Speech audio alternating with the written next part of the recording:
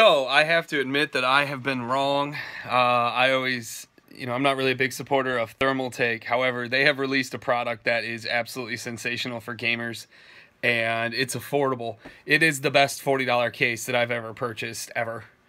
But the Versa N21 case definitely gets a thumbs up. This case is absolutely remarkable.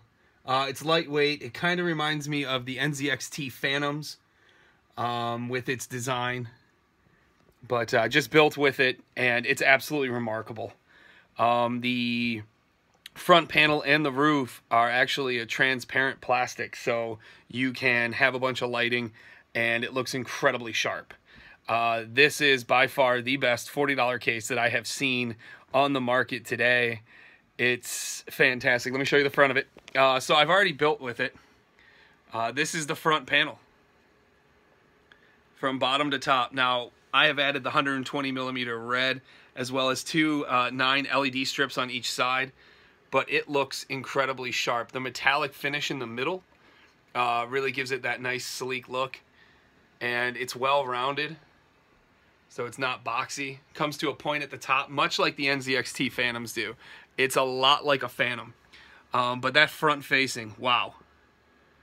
Absolutely remarkable. Inside there's a 2.5 and a DVD drive here. So you can add DVD drives, but who uses DVD drives anymore? On the top of the case, you've got your power button, 2 USB 2.0s.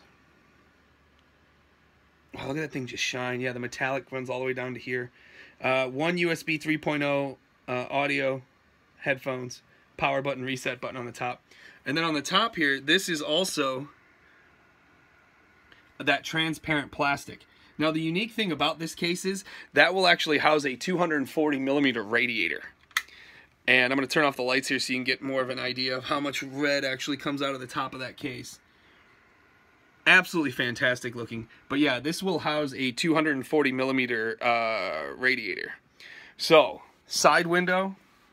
We still have the protective sheeting over it because this is a computer that we're going to sell here at the lab. So, but yeah, beautiful diamond cut, or not diamond cut, but triangular window facing here, and it really makes it pop. Again, we added 9 LEDs across the top, right on the inside here where your radiator would go, and then another 9 here, and it really illuminates the case. It came with a 120mm stock unlit fan, and that really helps you with the freedom to add your own color and your own ability to it. Also, the power buttons don't light up, which is kind of unique. Usually they're either blue or red, but then you're stuck with the concept of a blue or a red case, and you might not want that. But yeah, what a beautiful case. And these are $40 at Micro Center, believe it or not. But honestly, the video, even though it's in 1080p, just does not do justice to the amount of detail that you have in here. Now, the unique thing about this housing is you can mount the fan directly to the plastic, or you can have it set back on the frame. I chose to mount it back to the frame just because it's more stable being bolted onto the aluminum steel versus having it on the plastic. That's just a personal preference of mine, but you can have that come forward.